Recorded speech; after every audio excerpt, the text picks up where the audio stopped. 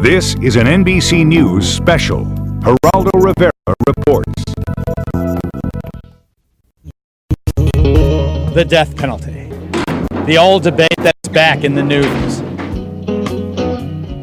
You may think you've heard it all and know where you stand. But before you turn away, no matter how you feel about capital punishment, think about this. Is a confession to police always good enough to send a man to death row? He covers my mouth with his hand with the typewriter cover over my head and I pass out, you know. Is the testimony of a jailhouse snitch good enough to condemn a man to die? I was facing the death penalty if I didn't go along. Is one eyewitness on a dark night good enough to base an execution on? And should every prisoner have the right to a simple scientific test, one that could prove guilt or innocence? I'm an innocent man. Nobody believed me. Nobody. These questions are real.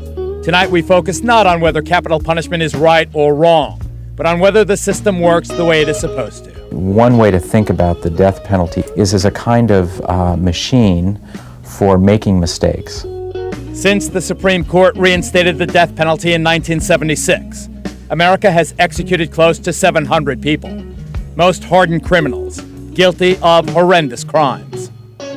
John Wayne Gacy, it's time for you to die! And while support is eroding, more than half of all Americans still favor the death penalty. If they execute this guy, I want to be there looking at him. It is an opinion not lost on those with their eye on the White House. As far as I'm concerned, there has not been one innocent person executed since I've been the governor. I support the death penalty where that is appropriately applied. But it is not about politics. It is about justice. Even in my worst nightmare, I don't find myself killing anyone. Cries of innocence are expected and frequent from death row, most of them unfounded. But none were louder than the day Gary Graham, a violent Houston convict, was scheduled to die. Hell no! Children, you have killed an innocent man today. Mothers!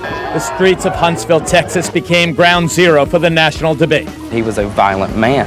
For those against the death penalty, Graham's case rocked the most basic fundamental of American justice.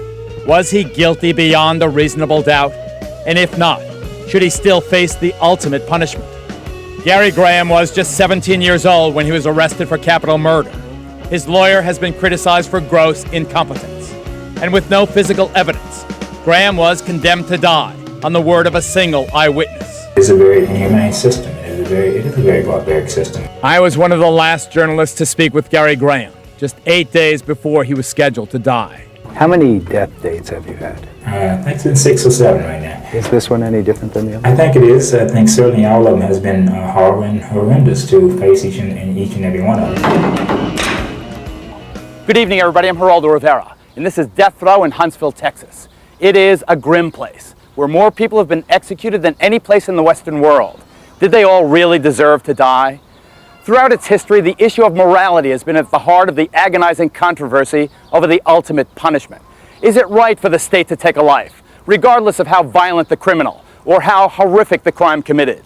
But today's debate no longer focuses on an eye for an eye. The issue now is the very competence of the legal system that holds life in its hands. And in state after state, the system itself now stands accused. Tonight we'll report on how all too often Americans have been convicted and sentenced to die because of inadequate representation of counsel, or based on tainted evidence, shady testimony from jailhouse snitches, or even confessions said to have been coerced by torture. This is a system overwhelmingly defined by the race and class of the condemned. And tonight you'll meet the victims of the most fatal flaw imaginable, the innocent, sentenced to death. Deadly Justice will continue in a moment.